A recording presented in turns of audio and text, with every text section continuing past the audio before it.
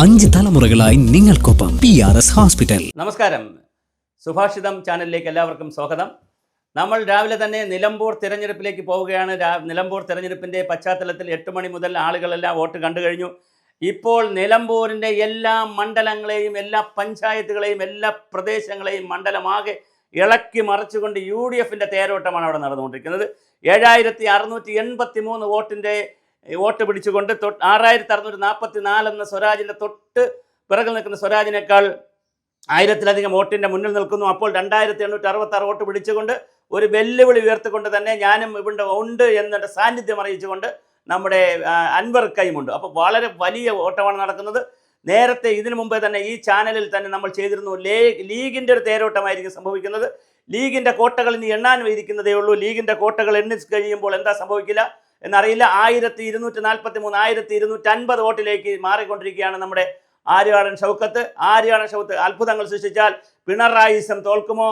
പിണറായിസത്തിന് കേരളത്തിൽ എന്ത് സംഭവിക്കും? അങ്ങനെ ഒരു ഇസമുണ്ടോ?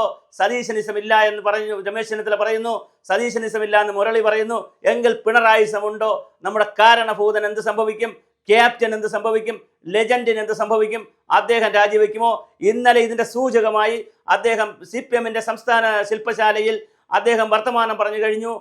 പിന്നെ പഞ്ചായത്ത് തെരഞ്ഞെടുപ്പിന്, തദ്ദേശഭരണ സ്ഥാപനങ്ങൾക്കുള്ള തെരഞ്ഞെടുപ്പിന് വേണ്ടി തയ്യാറെടുക്കുന്നതിൻ്റെ ഭാഗമായിട്ടുള്ള യോഗത്തിൽ അദ്ദേഹം സംസ്ഥാന സെക്രട്ടേറിയറ്റ് അംഗങ്ങളെയും സംസ്ഥാന കമ്മിറ്റി അംഗങ്ങളെയും ഇരുത്തിക്കൊണ്ട് ചരിത്രത്തിലാദ്യമായി CPMൻ്റെ സംസ്ഥാന സെക്രട്ടറിയെ പരോക്ഷമായിട്ടെങ്കിലും കൃത്യമായി മനസ്സിലാകുന്ന രീതിയിൽ, എടോ ഗോവിന്ദ, താൻ എന്തിനാണ് ഇനി ഇവിടെ ഇരിക്കുന്നത്? താൻ രാജിവെച്ച് പൊക്കൂടെ എന്നുള്ള ധ്വനിയോടുകൂടി വല്ലാതെ ശാസിച്ചു.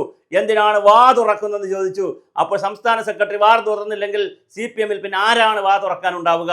CPMനെ സംബന്ധിച്ചിടത്തോളം സെൻട്രൽ കമ്മിറ്റി എടുത്തു കഴിഞ്ഞാൽ, അല്ലെങ്കിൽ പോളിറ്റ് ബ്യൂറോ എടുത്തു കഴിഞ്ഞാൽ MA ബേബിയാണ് ഏറ്റവും കൂടുതൽ വാ തുറക്കേണ്ടത്. അത് കഴിഞ്ഞാൽ ഏറ്റവും കൂടുതൽ സംസാരിക്കേണ്ടത് ഗോവിന്ദനാണ്. ബാക്കി ആരും അത് സംസാരിക്കാൻ പാടില്ല. കാരണം അദ്ദേഹമാണ് പാർട്ടിയുടെ സെക്രട്ടറി. പക്ഷെ അദ്ദേഹത്തോട് വാ തുറക്കരുതെന്ന് പറയുന്ന രീതിയിലേക്ക് വന്നപ്പോൾ മുഖ്യമന്ത്രിയുടെ ബോഡി ലാംഗ്വേജ് അനുസരിച്ചും മുഖ്യമന്ത്രിയുടെ ചിന്തകൾ അനുസരിച്ചും അവിടുത്തെ ഒരു പരാജയം ഇന്നലെ തന്നെ മുഖ്യമന്ത്രി മണത്തിരുന്ന് സ്മെല്ല് ചെയ്തു എന്നറിയില്ല. ആര്യാടൻ ഷൗക്കത്ത് 1240 അല്ലെങ്കിൽ 1250 വോട്ടിലേക്ക് വീണ്ടും ആര്യാടൻ ഷൗക്കത്ത് തന്നെ മുന്നോട്ട് പോവുകയാണ്.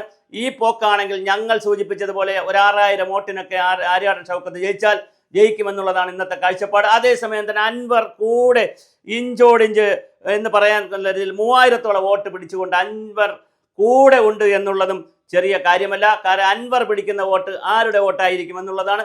അൻവർ ഒരുപക്ഷെ നിന്നില്ലായിരുന്നെങ്കിൽ ഈ വോട്ട് കൂടി ആര്യാടൻ ഷൗക്കത്തിന് കിട്ടുമായിരുന്നു. പക്ഷെ എന്തായാലും ചിലപ്പോൾ കുറേ പിണറായിസോ എന്നൊക്കെ പറഞ്ഞ് ബഹളം ഉണ്ടാക്കുന്ന കുറച്ച് സ്വരാജിൻ്റെ വോട്ട് കൂടി അൻവർ പിടിച്ചിരിക്കാനുള്ള സാധ്യതയുണ്ട്. അൻവർ എന്തായാലും പിന്നിലാണ്.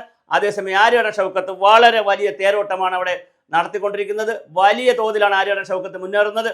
ഇനി വരാനിരിക്കുന്ന ലീഗ് കോട്ടകളിലാണ്. പാണക്കാട് തങ്ങളുടെയും അതുപോലെ തന്നെ കുടുംബത്തിൻ്റെയും കുഞ്ഞാലിക്കുട്ടിയുടെയും MK മുനീറിൻ്റെയും ഒക്കെ നെഞ്ചെടുപ്പ് നമുക്ക് കാണാം. അതുപോലെ തന്നെ KM ഷാജി എവിടെയാണ് ഇരിക്കുന്നത് അറിയില്ല. അദ്ദേഹവും വളരെ ആവേശത്തോടു കൂടി രംഗത്തുണ്ട്. എങ്ങോട്ടാണ് അദ്ദേഹം പോയെന്നുള്ളത് എന്തായാലും അദ്ദേഹം ഉണ്ട്. ഒരു 2 മണിക്കൂറിനകത്ത് അദ്ദേഹം വരും.